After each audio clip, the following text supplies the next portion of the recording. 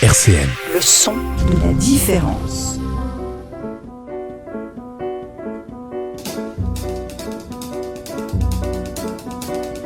Dialectique sur RCN, Lionel Courchinou. Bonjour à toutes et bonjour à tous et bienvenue dans ce nouvel épisode de Dialectique. Comme tous les vendredis, c'est un plaisir de vous retrouver sur RCN 90.7. Alors, aujourd'hui, on va aborder le thème de l'entrepreneuriat. Ça veut dire quoi entreprendre aujourd'hui? Comment entreprendre aujourd'hui? Et qui veut entreprendre? Et comment se faire accompagner quand on a des idées, quand on a des objectifs, quand on a envie de relever des défis? Et pour ce faire, j'ai le plaisir de recevoir aujourd'hui pour la première fois sur ce plateau Sophie Tourché, qui est directrice du réseau Entreprendre Lorraine. Bonjour Sophie. Bonjour. Alors je vais vous laisser parler bien dans le micro pour nos auditeurs. Voilà, ça marchera mieux. Très bien, alors c'est un plaisir de vous recevoir aujourd'hui. Avant de rentrer dans le vif du sujet, on va déjà parler de Réseau Entreprendre, de son histoire. Est-ce que vous pouvez nous parler un peu de la mission, de la vision de Réseau Entreprendre, son rôle dans la création d'emplois en France, mais pas que? Parce que Réseau Entreprendre, c'est aussi à l'international. Et après, on va voir pour notre région en particulier. Et surtout, à quels besoins vous répondez? Tout à fait. Alors déjà, merci de m'accueillir, merci pour l'invitation, c'est un plaisir. Réseau Entreprendre, pour vous expliquer un peu la genèse, c'est André Mullier, donc la famille du groupe Mullier, qui en 86 s'est posé la question de comment redynamiser économiquement son territoire, qui était le nord de la France, parce qu'il a dû faire face à des licenciements dans le cadre de la crise du textile. Et donc, il s'est réuni avec des copains, lui, chefs d'entreprise, et ils se sont dit comment on peut redonner un dynamisme économique à notre territoire. Et c'est là qu'est née, la genèse de Réseau Entreprendre, qui est pour créer des emplois, créons des employeurs. Voilà. Donc, en fait, Réseau Entreprendre, c'est quoi? On est une chaîne d'entraide entre des entrepreneurs, je dirais, aguerris, attachés au territoire, qui ont une vraie expérience de l'entrepreneuriat, qu'on va mettre en lien avec des futurs entrepreneurs ou des entrepreneurs qui se développent et qui ont des nouveaux projets. Alors, donc depuis sa création en 86, vous l'avez dit par André Mullier, comment la structure a évolué pour répondre de plus en plus aux besoins des entrepreneurs et aussi de la société? Parce que ça part de ça à la base, c'est un constat social. Tout à fait. Alors, ce qui est rigolo, c'est que ça date de 86, mais quand vous voyez les problématiques qui étaient celles de l'époque, elles sont exactement les mêmes. Et je pense que le Covid a aussi beaucoup remis, je dirais, au goût du jour. En fait, la philosophie de Réseau Entreprendre, c'est qu'aucun entrepreneur ne doit rester seul. Que la solitude du dirigeant, c'est quelque chose dont on nous fait part régulièrement. Et nous, justement, on veut les accompagner tout au long de leur parcours entrepreneurial en n'ayant jamais cette solitude.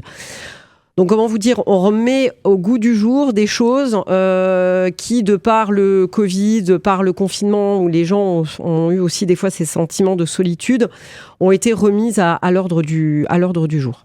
Et dans cette émission, je précise, on va parler aussi d'entrepreneuriat responsable. Comment bien entreprendre? Parce qu'il ne s'agit pas juste d'entreprendre. Et c'est pour ça aussi que vous êtes là, pour cet accompagnement à bien entreprendre.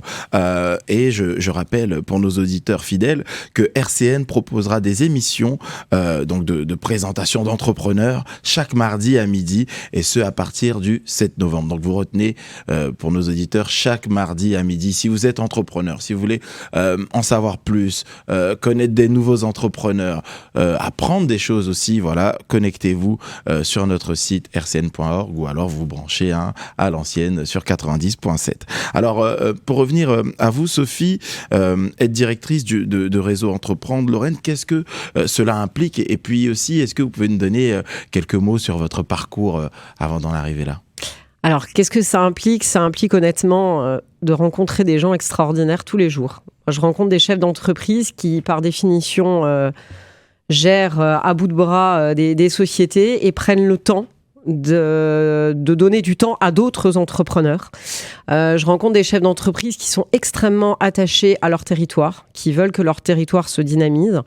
Voilà, donc ce sont vraiment des personnes avec des valeurs humaines qui sont extraordinaires. Donc je fais un métier où je rencontre au quotidien des chefs d'entreprise qui sont extra.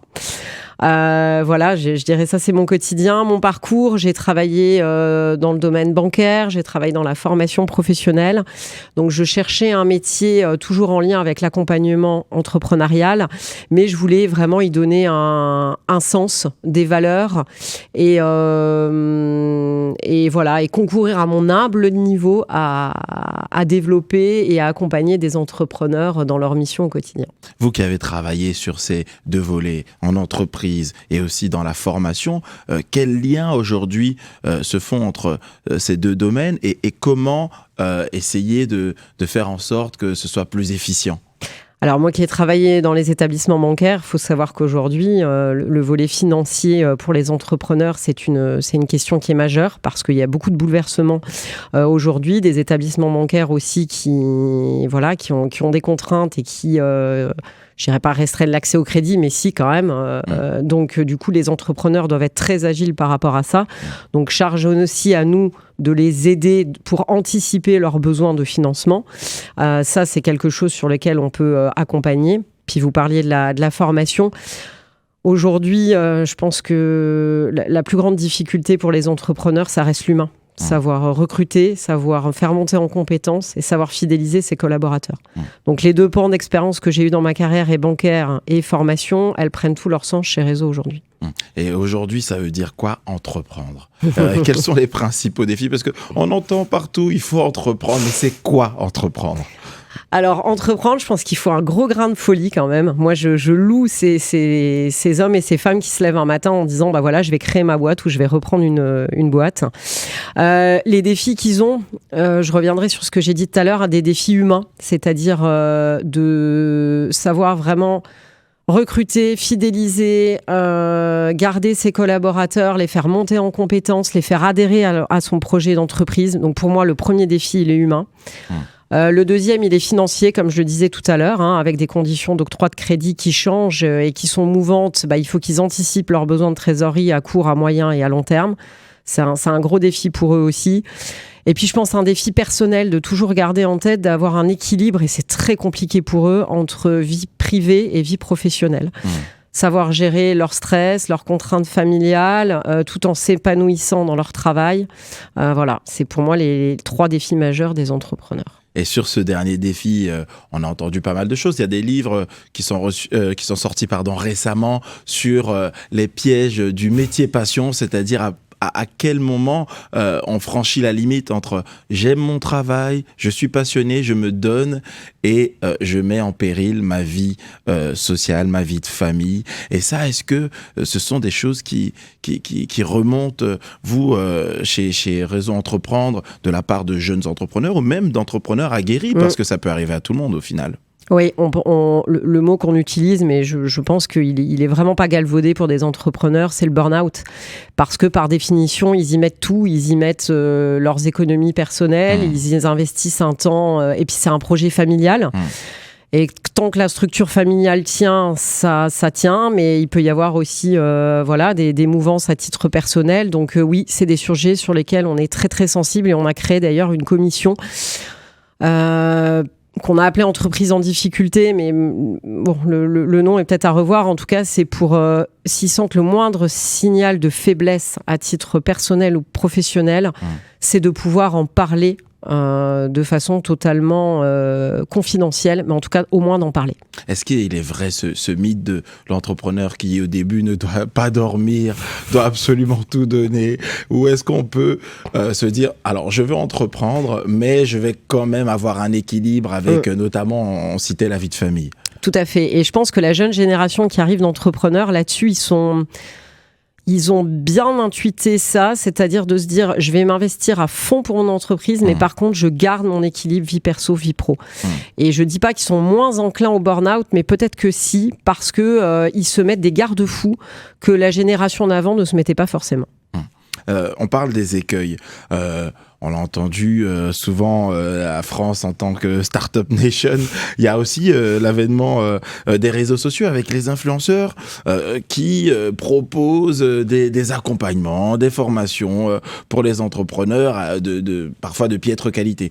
Quels sont les écueils à éviter quand on veut entreprendre et quand on n'y connaît rien, tout simplement?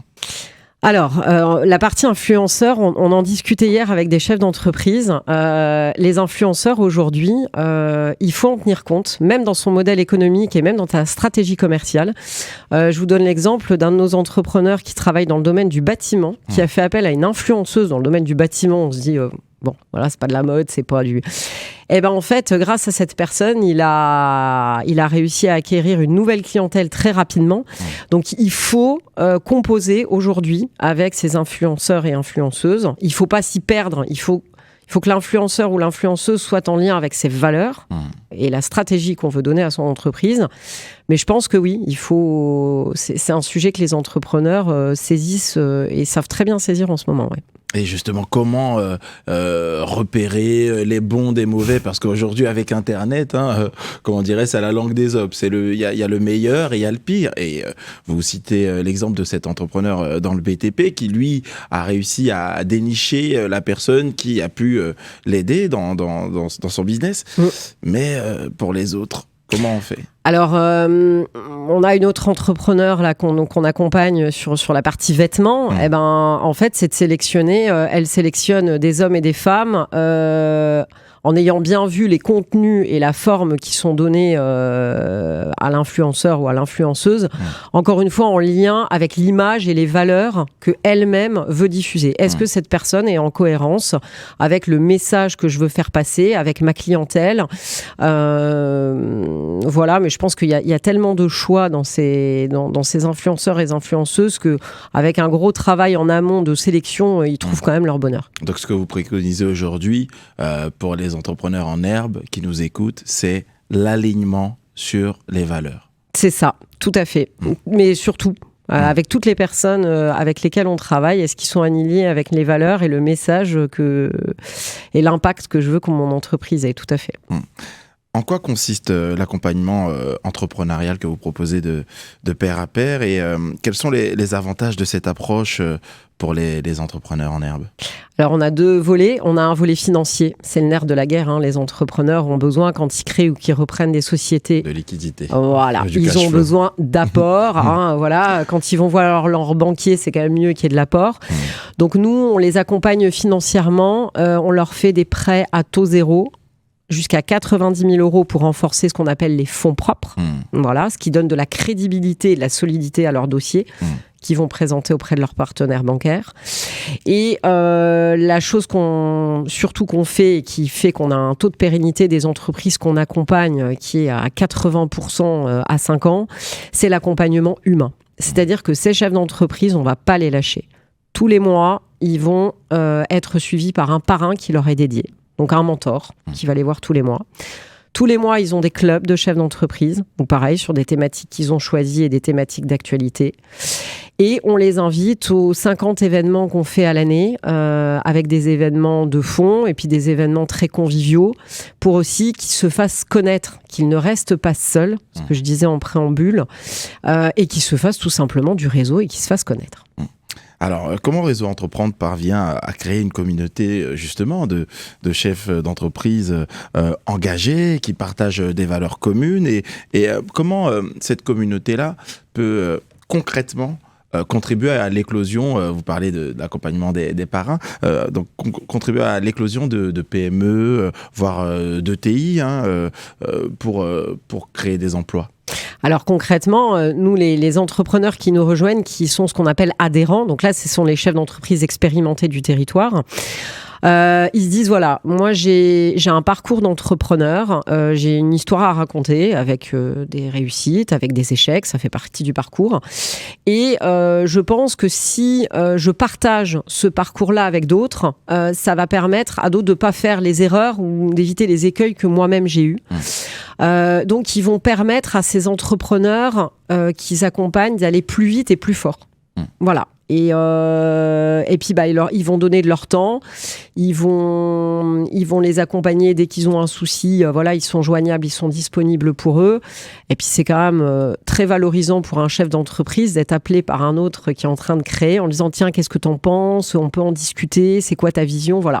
Je pense que c'est valorisant et enrichissant pour les deux. Et en quoi vous intégrez les méthodes d'entreprise dans l'accompagnement et pourquoi c'est essentiel pour les entrepreneurs dans un monde qui est, on l'a dit, constamment en mutation?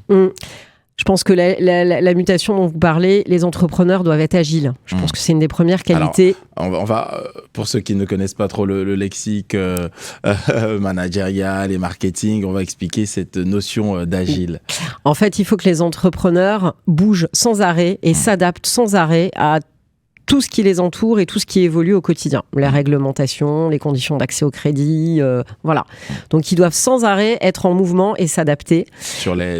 Sur ce qu'on appelle le PESTEL, politique, économique, écologique, social, technologique, et puis bien sûr tout ce qui est du domaine de la loi. Donc, faut s'adapter. Exactement ça. Faut s'adapter. Et en fait, je pense que les échanges qu'on appelle de pair à pair, d'entrepreneur à d'entrepreneur, permettent de gagner du temps, de l'énergie et justement d'être encore plus adaptable à tout ce monde qui change en permanence.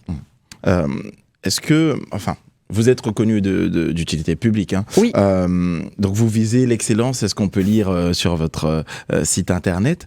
Ces éléments, est-ce qu'ils mettent une certaine pression ? Oui, parce qu'en fait, on accompagne des hommes et des femmes, encore une fois, dans leur réussite et dans leurs échecs, et on se met énormément de pression parce que on travaille avec de l'humain et on veut tous bien faire. Et c'est pas toujours évident d'être dans l'excellence surtout, mais en tout cas, on fait autant l'équipe opérationnelle que mes chefs d'entreprise, que mes membres du conseil d'administration. On y met tout notre cœur et notre âme pour être au service de ces entrepreneurs. Et à ce propos, quelles sont les garanties et les méthodes de travail que vous offrez pour viser cette excellence-là ? Alors, on leur offre des clubs de chefs d'entreprise, toujours animés par des experts sur des thématiques qu'on estime être vitales. Ça peut être les tableaux de bord, le management. On en parlait tout à l'heure, la gestion équilibre vie privée, vie pro. On essaie vraiment de leur mettre à disposition des pointures sur ces sujets-là. On essaie aussi régulièrement d'organiser des conférences sur des sujets, encore une fois, d'actualité. On leur fait remplir aussi des tableaux de bord de suivi pour qu'ils n'oublient pas non plus jamais de prendre toujours de la hauteur sur ce qu'ils font et de voir l'impact financier qu'ont toutes leurs décisions stratégiques. Donc c'est vraiment ces méthodes-là de reporting, de montée en compétences qui fait, je pense, la réussite de notre réseau.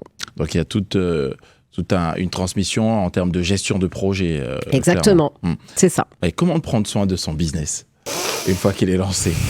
La question piège. Ouais, comment prendre soin de son business? Un conseil, première chose qui vous vient à l'esprit. Je pense déjà, faut prendre soin des hommes et des femmes qui constituent la société, parce que c'est le pilier, et sans humain qui soit bien dans le projet entrepreneurial, on n'y arrive pas. Donc c'est prendre soin de soi et de prendre soin des autres. Sophie, vous savez quoi? Je connais quelqu'un qui prend soin de son business. C'est une actrice, c'est une chanteuse, pardon, qui s'appelle Nina Simone, et elle explique dans son morceau Take Care of Business. 13h, 14h, Dialectique sur RCN, Lionel Courchinou. Et on est sur RCN 90.7. Dans Dialectique, on parle toujours d'entrepreneuriat, et plus précisément d'entrepreneuriat responsable. Je suis avec Sophie Tourché, qui est directrice du réseau Entreprendre Lorraine, pour les auditeurs qui nous rejoignent. On vient d'écouter le morceau de Nina Simone, Take Care of Business, et bien sûr, son business, c'est l'amour. Donc, prendre soin de son homme, et son homme prend soin d'elle, c'est ce qu'elle explique. De l'amour, il en faut, de l'amour, en tout cas de l'affection, de l'empathie envers ses employés quand on monte un business. Et est-ce que vous pouvez nous donner des exemples de projets entrepreneuriaux qui ont réussi et qui ont bénéficié de votre accompagnement ? Alors, J'aime bien donner des exemples et en même temps je trouve ça réducteur pour tous les autres parce que voilà, il y en a tellement.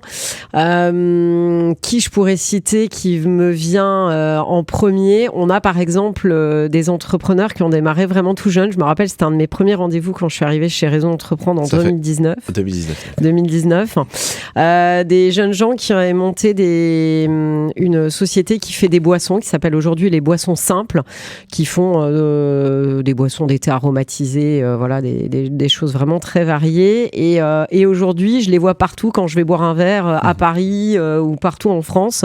On les voit, ces boissons simples distribuées. Donc ouais, il y a toujours une petite dose de fierté de dire, bah voilà, ils viennent de chez nous. Mais c'est vrai qu'on a tellement des exemples qui sont connus ou moins connus, mais en tout cas, voilà, des gens très, très méritants. Ouais. Et justement, j'allais vous demander quel sentiment cela procure. Donc, il y a une fierté. Est-ce que c'est aussi un élément qui vous donne envie d'aller de l'avant et de continuer à en faire plus pour ces entreprises-là qui vous suivent? Ouais, parce qu'on a des exemples comme ça toujours en tête qui font que je me rappelle aussi d'un de mes premiers rendez-vous d'une start-up qui avait inventé un système, pour accompagner les chauffagistes dans la détection des pannes.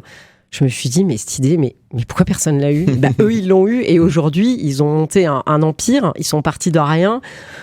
Et voilà, qu'est-ce que ça donne envie? Ça donne envie de continuer à se battre et de se dire, ces futures pépites du territoire, elles sont nées chez nous et puis on y a contribué aussi à notre humble niveau, ouais. Alors, vos nomos, les valeurs qui vous guident sont la gratuité, la réciprocité. De quelles ressources dispose votre association pour vivre? C'est une très très bonne question. On a cette particularité avec ses avantages et cet inconvénient d'être une association privée. Donc en fait, notre modèle économique, ce sont des fonds privés et pas publics. Alors on a des petites aides, on a quand même quelques aides publiques pour nous aider dans nos missions, mais je dirais que 90% de nos ressources sont privées. Donc en fait, ce sont les chefs d'entreprise qui adhèrent à notre réseau, qui payent une cotisation, une adhésion, qui pour eux est déductible à 60% comme on est reconnu d'utilité publique. Mais c'est grâce aux cotisations de ces chefs d'entreprise qu'on peut assumer nos charges fixes quotidiennes. Et justement, ces chefs d'entreprise sur le territoire, ici, sont très actifs. Et est-ce qu'ils sont au courant de votre démarche en général? Alors, pas assez à mon goût, parce que en fait, on est sursollicité par des entrepreneurs qui demandent qu'on les accompagne. Alors ça, honnêtement, on a trop de dossiers qui nous sont envoyés et on n'arrive pas à les suivre. Et pour suivre ces dossiers, moi, il me faut plus de chefs d'entreprise adhérents. Donc en fait, mon métier à moi, notamment, c'est de prêcher la bonne parole en disant « Tu es chef d'entreprise, tu es attaché à ton territoire, tu as une belle histoire à raconter ». Aides-en d'autres et tu verras au final, en aidant d'autres, tu vas toi-même grandir, te sortir aussi un peu la tête de l'eau et être aussi toi-même plus efficace dans ton business model.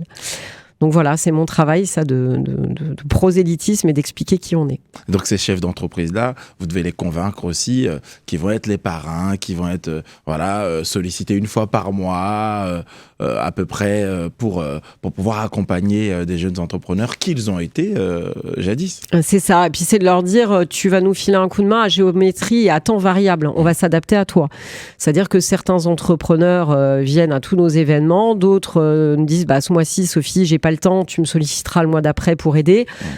C'est toujours en cohérence avec leurs propres contraintes professionnelles. On ne doit pas être une couche qui se rajoute à une contrainte, ça doit être un plaisir de venir chez nous et ils aident à hauteur du temps qu'ils ont à l'instant T. Voilà. Aujourd'hui, votre structure, c'est à peu près combien de personnes, salariés, de bénévoles? Alors, on est une structure de 3 salariés à temps plein. On a 2 alternants. Pour être totalement honnête, il nous manque une personne parce que la Lorraine est un territoire qui fait 23 000 km². Donc, c'est compliqué pour nous d'être présents sur l'ensemble des territoires. Donc, ça, c'est pour l'équipe salariée. Et des chefs d'entreprise bénévoles, j'en ai 220. Voilà. Et justement, la Lorraine, est-ce que c'est un territoire qui est en ébullition en termes de créativité, en termes de création d'entreprises? Oui, la Lorraine est bien placée sur ces chiffres nationaux de la création d'entreprises. On a nos voisins alsaciens et champardonnais qui ont aussi une belle croupe dans le Grand Est. Mais oui, il y a une belle dynamique entrepreneuriale et puis c'est toujours intéressant de voir les différences de dynamique entrepreneuriale entre un Vosgien, un Meusien, un Mosellan, un Meurthe-et-Mosellan. Chacun aussi a sa dynamique dans son propre territoire. Et justement, est-ce qu'il y a des particularités pour l'entrepreneuriat au niveau local par rapport à la France et, comme vous l'avez dit, dans les segmentations entre les différents territoires locaux? Oui, il y a, je trouve que notre territoire est très riche en termes d'accompagnement entrepreneurial. La preuve, il y a pas mal de Parisiens qui viennent toquer aux portes de la Lorraine parce que l'écosystème est bien fait, ouvert, les gens travaillent ensemble. Et quand vous avez un projet entrepreneurial en Lorraine, vous allez être moins noyé dans la masse que quand vous allez toquer aux portes de l'écosystème en région parisienne. Voilà. Donc en Lorraine, on sait accueillir, c'est une belle terre d'accueil pour les entrepreneurs. Et justement, le fait que ce soit une terre qui donne envie, est-ce que ça ne va pas créer à terme une forme de saturation ou comment réguler tout ça? Alors, c'est vrai qu'honnêtement, il y a eu l'effet post-Covid où les gens sont venus aussi s'installer dans notre région pour d'autres, avec d'autres objectifs de vie familiale, on va dire un petit peu plus sereine. Mais effectivement, oui, ce que je disais en préambule tout à l'heure, on n'a jamais, nous, en Lorraine, été autant sollicités parce qu'il y a une vraie dynamique entrepreneuriale, poussée aussi, encore une fois, en version post-Covid. Et c'est vrai que tous les acteurs de l'écosystème vous diront qu'aujourd'hui, on est au maximum de ce qu'on peut aider en termes d'accompagnement de ces entrepreneurs et qu'il nous manque des bras. Ouais. Là, vous avez évoqué le Covid. Alors, c'est intéressant. Est-ce qu'il faut entreprendre en période de crise ou alors en période d'inflation? On peut comprendre que certaines personnes aient peur de se dire « je vais laisser mon boulot qui peut-être ne me fait pas rêver, mais au moins qui me fait vivre ». Pour réaliser mon rêve, mon idée. Ça peut être un peu difficile de se lancer dans ce contexte. Effectivement, c'est tout le paradoxe. Mais c'est pendant le confinement, les gens se sont posés, se sont dit, je veux donner quoi comme sens à ma vie? Est-ce que je veux être, comme vous le dites, je fais un job, je vais caricaturer alimentaire, ou est-ce que je veux essayer de vivre de ma passion? Tout le monde n'y arrive pas, parce que entreprendre, vivre de sa passion, c'est pas toujours possible. Et nous, notre métier aussi, c'est de... je dirais remettre un peu aussi les pieds sur terre et voir ce qui économiquement est viable. Vous faites un diagnostic Oui, on fait plus qu'un diagnostic. On les fait recevoir par des chefs d'entreprise qui vont leur donner un avis. On les fait passer en comité d'engagement devant une vingtaine de chefs d'entreprise qui vont aussi... Voilà, on a une vraie méthode d'accompagnement et de sélection. Mais oui, je pense qu'il faut... Par contre, il faut avoir quand même ce goût du risque de dire... je lâche une situation salariée, je vais vers l'entrepreneuriat avec ses inconforts, mais en même temps, quel plaisir demain, quand ça fonctionne, de vivre de sa passion. De se lever pour ce qu'on aime. C'est ça, exactement. Et en période de crise, est-ce qu'il faut y aller ou est-ce qu'il faut attendre un peu? Mon Dieu, je suis pas suffisamment capée pour répondre à cette question-là, mais je dirais que, est-ce qu'il y a une bonne période? C'est comme tout dans la vie. Je pense que à quel moment, moi, je suis alignée pour faire ça? Est-ce qu'il y a une bonne période économique? C'est sûr qu'en ce moment... Mais en même temps, c'est dans ces périodes-là, des fois, que naissent des nouveaux modèles économiques, des nouvelles idées. Des nouveaux besoins. Et des nouveaux besoins auxquels peut répondre l'entrepreneur. Mais vous comprenez cette peur quand même par rapport à l'inflation qu'on vit, que certaines personnes, peut-être qui sont venues vous voir, vous font part? Oui, forcément, il y a un sentiment de peur et de crainte. Et en même temps, je pense que c'est... un entrepreneur ou un futur entrepreneur qui n'a pas peur, c'est inquiétant. Je pense que cette peur, elle permet aussi de garder les pieds sur terre et de ne pas prendre des risques démesurés. Mais encore une fois, nous, on est là aussi pour accompagner et pour dire, voilà, si ton modèle nous semble viable, on va t'accompagner, on va tenir la main. Et cette peur, nous, l'objectif, c'est de la contrer en le disant, on sera toujours à tes côtés. Est-ce que tout le monde peut entreprendre? Est-ce que tout le monde peut devenir entrepreneur? Ou est-ce qu'il y a un profil type est-ce qu'il y a un persona, pour utiliser un terme, un lexique marketing? Tiens. Alors, c'est ça la richesse des entrepreneurs, c'est qu'il y a autant de profils que d'hommes et de femmes. C'est la richesse aussi de mon métier, c'est de les côtoyer au quotidien. Par contre, je pense qu'il faut être... on parlait tout à l'heure de passion, j'y reviens. Il faut être passionné, il faut être persévérant, il faut être endurant. Faut savoir prendre des risques, mais pas trop, les mesurer aussi. Et puis, il faut avoir une détermination sans faille. Ouais. Pour moi, le profil type, c'est un peu toutes ces qualités-là qu'on retrouve chez nos entrepreneurs. Alors pour aller sur l'aspect responsable pour nos auditeurs, qu'est-ce qu'on appelle déjà des initiatives à impact positif ? Alors en fait, l'impact, c'est un sujet sur lequel Réseau Entreprendre se saisit au niveau national et local. C'est de se dire, il faut aujourd'hui que les entrepreneurs sachent concilier business, développement commercial et responsabilité sociale des entreprises. Et ne pas prendre comme une contrainte la réglementation, mais comme une opportunité de business. Et c'est surtout, alors c'est bien, c'est un terme très galvaudé, ce qu'on appelle la RSE, responsabilité sociale des entreprises, mais qu'est-ce qu'il y a derrière ? Qu'est-ce que ça engendre pour mon business model ? Quelles sont mes contraintes ? Et à l'inverse, comment je peux m'en servir pour en faire une force dans mon développement commercial ? Comment essayer de retenir aussi ces talents qui ont la tentation de partir dans des pays comme la Chine, parce que justement, vous avez parlé de ces réglementations qu'il ne faut pas voir comme des contraintes, mais plutôt comme des opportunités. Est-ce que vous, à Réseau Entreprendre, ça vous est arrivé de rencontrer des entrepreneurs qui disent « Bon, écoutez, nous, on va aller voir ailleurs » et comment essayer de les retenir ici ? Alors, il faut savoir quand même en France, on doit quand même avoir un peu de fierté de qui on est et de notre pays, en se disant qu'un entrepreneur demain, en France, il a tout un écosystème qui s'ouvre à lui.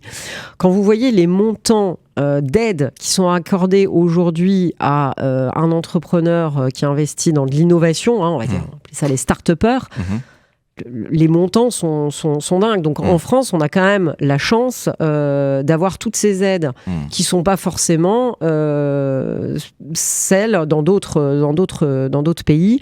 Par contre, c'est vrai que là où je loue toujours ces entrepreneurs, c'est que les réglementations sont quand même assez lourdes en France, faut pas se le cacher, la fiscalité aussi. Donc pour moi, il y a... Mais en même temps, derrière ça, on a tous aussi un système de protection sociale et autres, qui fait qu'au final, il faut être fier d'être entrepreneur français. Et je pense que celui qui a envie de partir, de toute façon, il partira. Mais beaucoup d'entrepreneurs sont très chauvins et très attachés à leur pays. Parce que je rappelle, vous, votre objectif, c'est aussi la création d'emplois sur le territoire. Donc là, c'est pour ça que ça doit être parfois un peu compliqué de leur dire ne partez pas, restez, même s'il y a des contraintes. Alors effectivement, notre premier métier, vous avez raison, c'est ça, c'est la création d'emplois durables sur le territoire. Durable, oui. Durable, très ça veut dire, voilà, cette notion-là est importante. C'est pas créer des emplois ou créer des business pour créer des business, c'est créer des business avec des valeurs, en respect avec toutes les contraintes environnementales d'aujourd'hui. Donc, si vous voulez, honnêtement, ils n'ont pas trop cette culture de dire je veux partir, la France, c'est pas bien. Non, ils sont plutôt à dire voilà, moi je suis Vosgien, je suis Meusien, je suis Meurthe-et-Mosellan, je suis Mosellan. Et à mon niveau, je vais concourir à ce dynamisme économique. Et ces contraintes fiscales, finalement, aussi, c'est celles qui permettent parfois aussi de réinjecter de l'argent pour aider les entreprises. C'est ça. Et puis pour aider les hommes et les femmes qui font notre pays, notre richesse. Donc je pense que ouais, on peut quand même être fier d'être français. Et puis, dans d'autres cultures, ils sont très, très fiers et ils affichent haut et fort leur couleur. Et je pense que les Français, font pareil. Et encore une fois, je trouve qu'en Lorraine, les gens sont fiers d'être lorrains. Bon, en tout cas, là, grâce à vous, Sophie, on a quelques arguments pour retenir nos talents, nos entrepreneurs et pour favoriser la création d'emplois. On va garder cette partie d'interview peut-être pour la diffuser à ceux qui sont tentés de partir. Est-ce que vous avez quelques mots à nous dire sur le programme Impact ? Alors, le programme Impact, c'est un programme qui vise à sensibiliser nos entrepreneurs sur les défis sociaux, sociétaux et environnementaux et comment s'adapter à ce monde qui change. Comment adapter dans son business les contraintes de consommation énergétique, de gestion des déchets, de sélection de ses partenaires, de sélection de ses clients, de ses fournisseurs. Comment aussi impliquer ses collaborateurs dans cette dimension sociale et sociétale. Comment créer en fait un vrai projet d'entreprise en lien avec la RSE. et en faire une force, des valeurs, et de créer son propre business autour de cette RSE. Finalement, c'est là est la question centrale de cette émission, c'est comment aujourd'hui, avec toutes les tentations qu'on a, entreprendre de façon responsable en évitant tout ce qui est greenwashing, en respectant aussi des valeurs qui sont parfois propres à un territoire et aussi des valeurs humaines que vous avez mis en exergue en tout début d'émission. Alors, il y a quelque chose qui est très encourageant, c'est la nouvelle génération. Alors, je fais pas la nouvelle génération versus l'ancienne génération, hein. Mais quand je dis génération, c'est pas une question d'âge, c'est une question de mentalité. Aujourd'hui, les entrepreneurs qui viennent toquer à notre porte, ils ont été biberonnés sur le respect de l'environnement, sur le fait d'avoir un impact positif et que leur business ait un impact positif sur le monde. Ils ont cette sensibilité-là. Ils ont envie de bien faire. Charge à nous, après, de leur expliquer concrètement comment ça fonctionne et comment ils peuvent aller vers cette droite lignée du respect, encore une fois, entre leur modèle économique, leur business et notre planète. Donc je dirais que c'est entre guillemets, c'est des sujets sur lesquels ils sont sensibles et ils voient pas ça comme une contrainte, mais pour eux ça fait partie intégrante de l'ADN de leur entreprise. Donc au final, ce message-là que vous allez transmettre à travers, par exemple, votre programme Impact et même dans vos discours au quotidien, il est fluidifié par le fait que cette génération-là a déjà incorporé ces valeurs. Tout à fait, ils ont incorporé ces valeurs et puis c'est ce qui leur permet aussi, clairement, de toute façon c'est l'objectif premier, de faire du business, mais en respectant leur chaîne de valeurs et en faisant un business, je dirais, autrement. Et on a parlé de durabilité. Donc ces valeurs-là, ils incarnent, mais une fois sur le terrain, il y a aussi pas mal de difficultés. Donc là aussi, est-ce que c'est votre rôle de les accompagner, une fois qu'ils ont lancé leur business, à tenir à garder en fait en ligne de mire ces valeurs-là et à espérer prospérer sur la durée, sur la durabilité. C'est ça, c'est de garder ce cap-là, de pas céder des fois à la tentation, à la facilité d'aller sur des choses qui seraient moins en cohérence avec ces valeurs, de garder ce cap, mais de se dire... Ce cap, je le garde en lien avec la façon dont je veux que mon entreprise ait un impact positif tout au long de son développement. Et vous-même, dans vos pratiques internes, comment vous prenez en compte ces valeurs-là ? Alors, nous, honnêtement, quand vous parliez tout à l'heure de nos valeurs, on a 3 valeurs clés, la personne, la gratuité et la réciprocité. Donc, je pense que chez Raison Entreprendre, sur ces sujets-là, on a un grand temps d'avance. Je vous dis, la famille Mullier avait ce côté très visionnaire de l'homme est au centre de tout. Et nous, c'est ce qu'on fait, toutes nos actions, tout notre accompagnement. On n'accompagne pas un projet, on accompagne une personne. Voilà, donc je pense que là-dessus, on est en totale cohérence avec ces valeurs. Que ce soit pour les ETI ou les petites entreprises comme celle d'Alain Bachung qu'on écoute tout de suite. Jusqu'à 14h, Dialectique sur RCN. Et sur RCN 90.7, on vient d'écouter le morceau d'Alain Bachung, Ma petite entreprise, et on parle d'entreprise aujourd'hui, pas que de petites entreprises, on parle de PME, de TI et même de modèles de grandes entreprises. Et pour les auditeurs qui nous rejoignent, je reçois donc Sophie Tourcher qui est directrice Réseau Entreprendre Lorraine, et on parle ensemble d'entrepreneuriat et plus précisément d'entrepreneuriat responsable. On a parlé de moyenne entreprise, de petite entreprise. Pour les grandes entreprises, est-ce qu'il est possible de concilier aujourd'hui éthique et développement économique ? Oui, et c'est vers ça qu'on veut sensibiliser nos entrepreneurs en disant que quelle que soit la taille et le modèle économique, c'est possible. Il y a beaucoup d'exemples qu'on peut citer en local d'entreprises qui effectivement ont réussi à bâtir un modèle économique très viable et très rentable, tout en restant dans ces valeurs éthiques. Effectivement, ouais, c'est ça. Et c'est vers ça qu'on veut les accompagner. Quand on regarde le BMC de Patagonia, on se rend compte qu'il y a forcément des contraintes, mais il y a quand même une opportunité là pour eux. Ils ont conquis un nouveau public, un nouveau marché, en plus de leurs fidèles clients, en se glissant dans ce modèle éthique, justement. Et ça, est-ce que c'est difficile à promouvoir aujourd'hui ? Non, justement, c'est de se dire, voilà, je vais développer un nouveau produit, un nouveau process qui répond aujourd'hui aux besoins d'une clientèle qui est très sensible sur ces sujets-là, qui veut consommer en circuit court, qui veut consommer des produits avec un faible impact carbone. Et en fait, eux, Patagonia, ils l'ont très bien compris parce qu'ils se sont adressés à cette clientèle-là qui veut consommer de la mode, qui va être bien habillé, mais qui en même temps souhaite que toute la chaîne de fabrication et de production soit en lien avec ces valeurs éthiques. Et c'est un très bon exemple de réussite. Il y en a plein en France aussi, il y en a plein sur notre territoire. Et effectivement, oui, les consommateurs étant sensibles, il faut voir ça encore une fois comme une opportunité de business. Oui. Et donc, cette opportunité-là, on l'a dit, elle est possible. Pour Patagonia, elle est possible aussi ici à l'échelle locale. Il y a cette question d'inclusion aussi qui est importante aujourd'hui. Vous avez insisté sur l'aspect humain. Je sens que c'est un thème qui vous tient à cœur. Et cette question d'inclusion, en quoi elle est nécessaire ? Aujourd'hui, comme on disait tout à l'heure, les plus grandes difficultés des entrepreneurs, c'est de chercher des talents, de les faire monter en compétences et surtout de les garder. Aujourd'hui, si vous voulez recruter des jeunes ou moins jeunes, il faut absolument qu'il y ait un vrai projet entrepreneurial en lien avec des valeurs, en lien avec la RSE, parce que les salariés ont besoin, depuis le Covid, j'y reviens, mais d'avoir un métier en lien avec qui ils sont, leurs valeurs, et de ne pas faire un métier sans sens.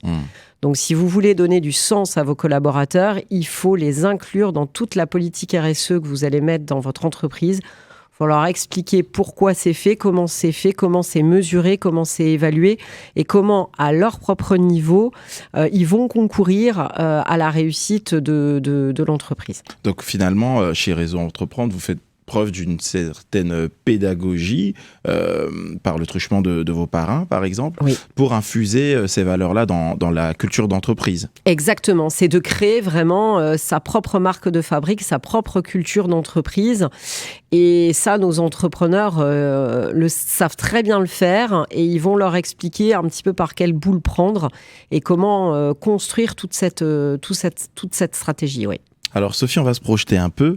Comment vous envisagez l'avenir de Réseau Entreprendre en termes globalement déjà, et puis en termes de sensibilisation des entrepreneurs à l'importance de l'impact positif dans ce monde cruel des affaires?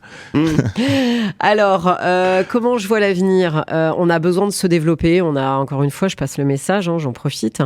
On a besoin d'avoir des nouveaux chefs d'entreprise qui rejoignent les rangs de nos adhérents parce que si on veut continuer à se développer et à aider des entrepreneurs, il nous faut des adhérents et des membres. Comment je vois l'avenir? En termes d'activité, de nombre d'entrepreneurs accompagnés, on est passé, pour vous donner une petite idée, on existe en Lorraine depuis 20 ans. On a quand même accompagné la création et la sauvegarde de plus de 2300 emplois en Lorraine. On a quand même distribué plus de 6,6 millions de prêts. On a aidé plus de 300 entrepreneurs. Et là où il y a quelques années, on aidait une dizaine d'entrepreneurs par an, l'année dernière, on en a aidé 30. Donc, comment je vois l'avenir? Je le vois très bien sur le nombre de projets qu'on va accompagner d'entrepreneurs. Ça, je pense que c'est le côté positif. Par contre, là où je suis un peu plus inquiète, c'est qu'on a une inadéquation entre les ressources de l'association et la demande d'accompagnement. D'où le besoin, l'appel aux entreprises d'adhérer aux entreprises. Et puis même, j'avais fait une campagne de recrutement il n'y a pas longtemps qui a bien marché, mais même des retraités, des personnes qui sont en retraite et qui, je me rappelle d'un qui me disait, moi, j'ai pas d'activité, j'ai pas de passion sportive. Donc du coup, au lieu d'avoir une passion sportive, je vais aider des entrepreneurs, je vais faire un petit peu de bénévolat dans une association. Donc ça aussi, en dehors des entrepreneurs, toute bonne âme est la bienvenue chez nous. Alors, je rappelle que RCN proposera donc des présentations d'entrepreneurs chaque mardi à midi, et ce à partir du 7 novembre.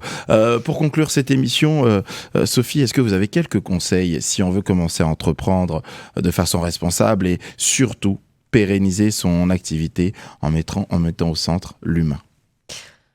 Alors, donner des conseils, ce serait bien préemptoire de ma part, mais en fait, la chose, c'est de bien s'entourer. De savoir aller chercher les compétences à l'extérieur, de rester ouvert aux conseils, d'avoir un projet, c'est bien, une passion, c'est bien, mais de la transformer en modèle économique viable, c'est mieux. Et pour la transformer en modèle économique viable, il faut bien s'entourer. Il ne faut pas rester seul, il faut savoir demander de l'aide. Je dirais pas mettre sa fierté de côté, mais en tout cas de se dire je ne peux pas tout savoir, je ne peux pas être bon partout.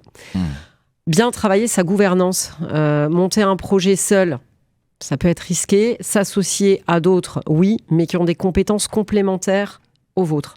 Si vous êtes un bon technicien, vous entourez d'un bon financier, d'un bon commercial.